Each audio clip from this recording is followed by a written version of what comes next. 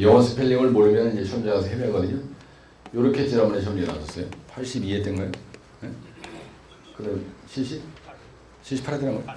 네, 78 때 이렇게 나오고 그 다음에 예민비라고 또 나왔었고요. 우리가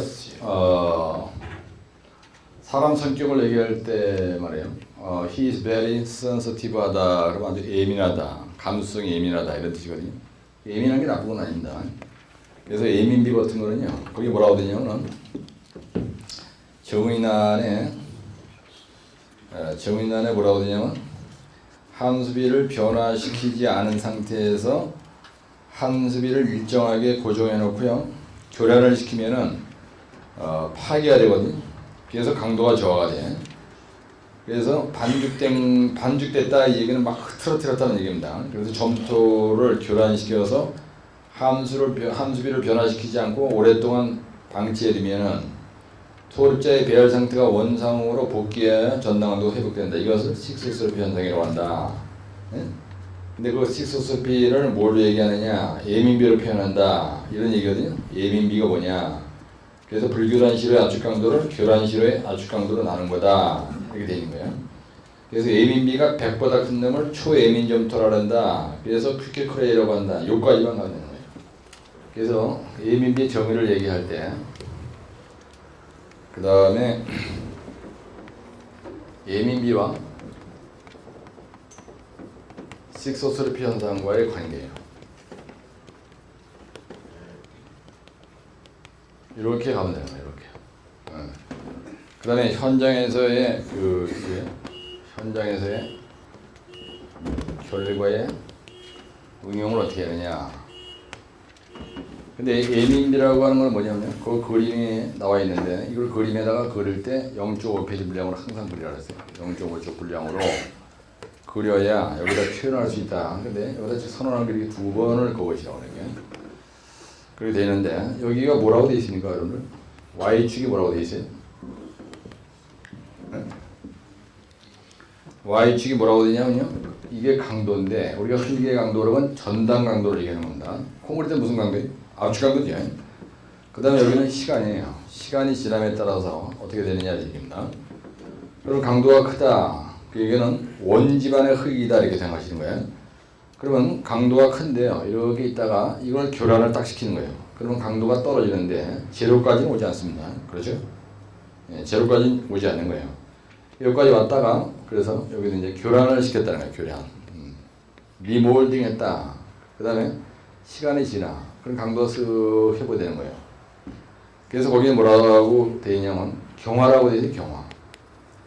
요게 영어로다가 하드 딱딱해졌다. 그래서 하드닝 이렇게 되어 있어요. 그래서 하드닝 이렇게 되어 있다고. 이 얘기 뭐냐면요. 강도가 회복됐다 이런 뜻이에요. 흐트러트리님이 시간이 지나면 입자가 배열이 제자리를 잡는다는 거예요. 근데 또 교란시키는 거예요. 교란시켜. 그리고 한 번 흔들어 놓으면 또 흔들어야 돼. 그래서 힘이 계속 약해지면서 천천히 회복이 돼 이렇게. 그래서 이걸 갖다가 회복이라고 해요. 강도 회복이에요.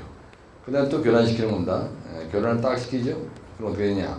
강도가 천천히 회복이 돼가지고 조지는 거예요. 이걸 얘기하는 겁니다. 그래서 MEB 정의 뭐라고 해요? 함수비를 고정시켜 놓고요. 고정시키고 이걸 갖다가 교란을 시키는 거예요. 여러분들 이걸 갖다가 소설을 수도 있으면 머리에 들어오질 않아요. 네? 교란시키면요. 그 다음에 강도가 저하가 돼요. 그런데 시간이 지나 경과해. 그러면 강도가 회복이 되는 거예요. 이걸 갖다가 점토의 식소스로피 현상이다 이렇게 얘기하는 거예요. 현상. 그러면 이걸 갖다가 그 그림을 0.5페이지 그리고요. 이걸 갖다가 이런 식으로 깔으면은요. 그림 옆에다가 이걸 바로 쓸 수가 있고요. 이렇게 하죠. 네, 그러면 막말로 이 옆구리가 비지 않을 수도 있고 이거 밑에다 깔았다면은 이게 최소한도 몇 줄이에요. 내가 막 소설처럼 쓰는 것보다 이게 여러분들 이해가 다 잘 되죠. 교란시킨다. 그래요. 강도가 저하됐다가 그죠? 또 시간이 경과해. 강도가 회복이 됐다. 이렇게 쓰는 게 좋겠죠, 그죠? 근데 여기에서요, 요걸 갖다가 불교란 시료의 압축 강도라래. 불교란 시료의 일축 압축 강도고, 이건 교란됐으니까 강도가 떨어진 거죠, 그죠? 예, 내가 이거 옛날에 공부할 때 책을 보니까 이해가 안 가요. 그래서 브라자 엠다스라는 놈이 있습니다. 이름이 더러워요, 아주. 브라자, 여자 브라자. 브라자 엠다스라는 사람이 사람 이름이에요. 이님이 진책을 보니까요, 소울 메카니스라고 하는 원서를 보니까, 그래서 저는 원서를 좀 많이 보거든요. 왜 그러냐면 원서를 보면 이해가 빨라요. 한글로 번역하는 걸 보면 머리가 띵해지는 겁니다. 그래서 여러분들 내 책을 보면은 영어 표현이 아주 끝내주게 되어 있는 게 많아요. 그냥 원서를 보고 내가 정리한 거기 때문에 그런 거예요. 그런데 그러면은 우리가 예민비라는 건 뭐냐면요, 일부러 외우려 하지 마세요. 예민비라는 건요, 이거분의 이겁니다. 교란된 점토의 일주압축 강도예요. 불교란 점토. 이거는요, 점토와 관련 있는 거죠. 모래하고는 전혀 관련 없는 겁니다. 그래서 토공에 대한 용어인데, 이거는 점토와 관련된, 세리토와 관련된 거냐, 조리토와 관련된 거냐. 여러분들 그걸 구분을 확실히 하고 공부를 하셔야 되는 거예요. 교란된 점토의 일주압축 강도입니다. 그러면 동영상 화면에 이렇게 띄어요, 그죠? 예, 그러면 이거분의 이거다 이거야, 그죠? 그래서 요겁니다, 요거 얘기할 때 여러분들이 시험장에 가서 쓸 때 대정을 이번에 보면요, 예민비와 식소트로피의 관계 이렇게 쓰는 거예요. 식소트로피의 관계. 그 다음에 현장에서 결과의 응용. 이걸 많이 안 써도 그림 때문에 이게 페이지 잡아오는 건 일단이에요. 그래서 예민비라고 하는 저 그림을 딱 쳐다보면, 예민비라고 하는 거는 불교예요. 그래서 이게 100보다 큰 놈을 우리가 뭐라 하냐면요, 초예민 점토라 해요.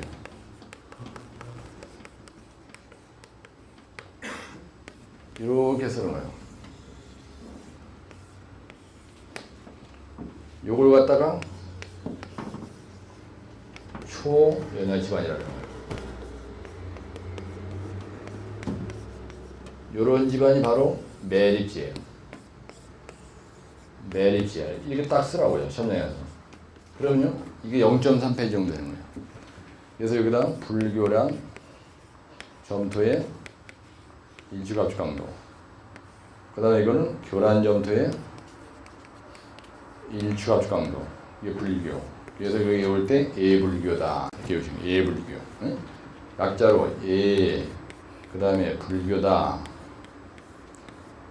근데 여러분들이 말이죠, 이것도 그렇고요, 요것도 그렇고, 요 그림을 보고 해결을 하려고 했지, 이해한 대로.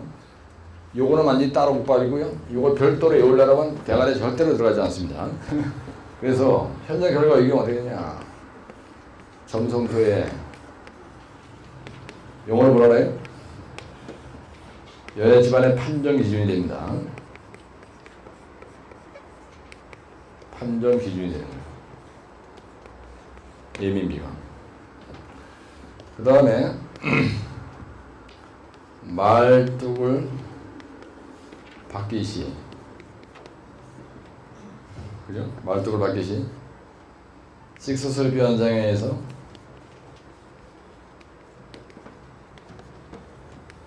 강도가 회복된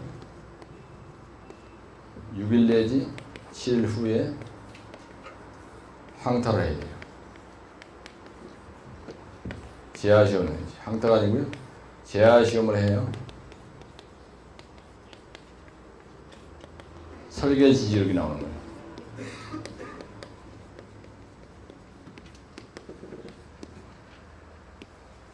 정확한 확인이 됩니다. 그럼 느닷없이 여기다가 말뚝 그림 하나 박는 거예요. 집안이 이렇게 있죠? 여기다 재하시험을 할 때, 이게 재하시험 하잖아? 여기다 재하시험 하는 거예요. 이렇게 딱 그리고 끝내요. 그죠? 예, 이거 R18, T18, BH18, H8 강관발이 되는 거예요. 무슨 말이냐면요. 말뚝을 박았습니다. 박으면 분명히 여기 교란이 돼 이렇게. 이 부분이 교란이 됩니다. 예. 그런데 말뚝을 박고 나서 바로 그냥 여기다가 그냥 100톤짜리를 올려놓고 이게 설계 지지력이 100톤 나왔나 확인하려고 여기다 100톤짜리 눌러놓고 하면은 푹 들어가 버려요. 그죠? 그래서 제한 시험은요 바로 하지 않습니다. 말뚝 박고 나서 입질 놀다가 나중에 와서 제한 시험 하는 거예요. 이게 교란된 점토가 강도가 회복된 후에 제한 시험을 해야 여기에 있는 주면 마찰력과 선단 지지력을 확인할 수가 있어요. 예, 주면 마찰력.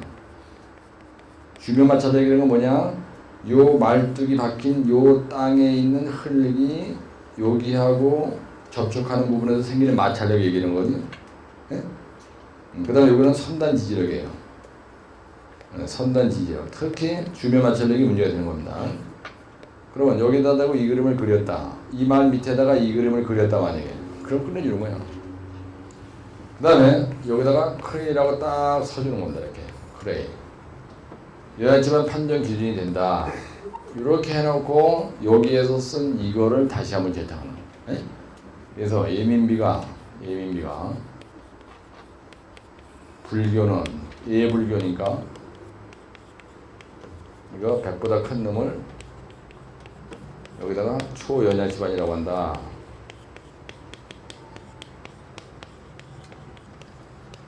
이렇게 딱 쓰는 거예요. 그래가지고 이걸 박스 처리를 한번 샥 해줘. 그럼 이 자식이 왜 쓴 말을 또 썼을까? 그게 아니고 답안지가 진짜 폼난 거예요. 그죠? 그렇게 하시고요. 하여튼 공부하실 때 중요한 게 뭐냐면요. 자신감이에요. 자신감. 네? 여러분 공부할 때 중요한 게 자신감이에요. 이게 물지에게 중요합니다. 아주. 절대로 망설이지 마세요. 어차피 이판사판이니까. 그죠? 네, 공부하다 보면 자꾸 망설이지죠. 그죠? 매 교시마다 점수가 잘 나오는데 어느 한 교시가 잘못된 원인을 알았으면은 그죠? 잘 나온 부분에 대한 감각을 가지고 그죠? 때리면 되는 거예요. 때리면. 네, 오늘 한 문제만 더 하고 끝내겠습니다. 만약에 여러분들 시험장에 가는데요. 어떤 미친놈이 퀴크 크레이를 냈다 이거예요. 시험 문제는. 그죠? 그럼 여러분들 퀴크 크레이에 대해서 얘기하려면 이걸 그려야 되겠죠. 그죠? 네, 그러면 퀴크 크레이가 났다면 이게 바로 퀴크 크레이 정의죠. 네? 네, 근데 이걸 퀴크 크레이라고 안 내고 이걸 갖다 자식이 초예민 점토라고 સમ져놨어. 만약에 시험장에 가는데 예를 들어서 초예민 점토 이렇게 났다. 그죠? 만약에 예를 들어서 어떤 미친놈이 초연약 집안이 뭐냐? 초연약 집안의 정의 이게 났다 이거야. 그럼 결국은 이걸로 설명하죠. 네? 그 다음에 요걸 갖다 우리가 초예민 점토라 그러죠. 그럼 초예민 점토는 이걸로 설명하는 거 아니지? 네? 여기다 그럼 이게 뭘 바뀌어요? 이게 초예민 점토로 바뀌는 거예요. 이게 바로 퀴크 크레이로 바뀌는 거예요. 요 대제목이 퀴크 크레이로 바뀌는 거야. 그 다음에 여기다가 이게 아니고 현장에서 결과 이용은 똑같아요. 그렇죠? 똑같아. 그러니까 내가 용어를 얘기할 때 아까 여러분들한테 예상 문제 나눠준 거 있어요. 숙제 해오라고 하는 거. 그거 절대로 버리지 마세요. 예? 아, 이 교수님 뭐 예상 문제 뭐 25개, 17개, 뭐 37개 왔다 갔다 하는데 그게 뭡니까? 뭐 용어는 뭐 72개가 한다는데 그럼 지난번에 한번 나한테 준 쪽지를 보고 또 이건 뭡니까? 그런 소리 하지 말라고요. 예? 올 같은 문제에 나눠졌어요. 근데 만약에 이걸 확실하게 이번에 시험 보러 가기를 했다면 무조건 합격해. 응? 왜 그런지 아세요? 이렇게 내가 강의를 할 때 보면 여러분들이 전과를 한다 이렇게 얘기거든요. 이거는 뭐냐면 전체를 보는 눈이 생긴다는 얘기야. 이 말은 무슨 말이냐면요. 예민비를 가지고 여기에 나와 있는 식소스로피 현상, 그 다음에 예민비, 퀴크 크레이, 초예민점토, 초연약 집안 하나 둘 셋 넷 다섯 여덟 일곱 보통 10개를 해결할 수 있게끔 내가 강의를 해준다고요. 그렇죠? 네? 그 얘기예요. 그 얘기라고요. 이런 식으로 하면 용어도 50개만 합격해요. 그러니까 그래도 뭔가 여러분들한테 또 안 나눠주고 자꾸 여기다 뭐 불러주고 막 이러니까 똥오지 못 가려가지고 그냥 승리다지 나눠준 거는. 네? 네, 그러니까 그거를 버리지 말고 그냥 완벽하게 그거 다 때려 부셨어. 그럼 추가로 뭐 더 해야 되니까 오늘 나중에 유임을 말고 추가로 그러면 내가 이거는 자신 있게 했는데요. 노트를 가져서 나한테 보여줘. 완전히 통으로 말아서 먹었습니다. What is added item? 뭐가 추가하냐? 뭘 더했으면 좋겠습니까? 그리고 개별적으로 오면 내가 메모 적지 않아 줄게요. 네?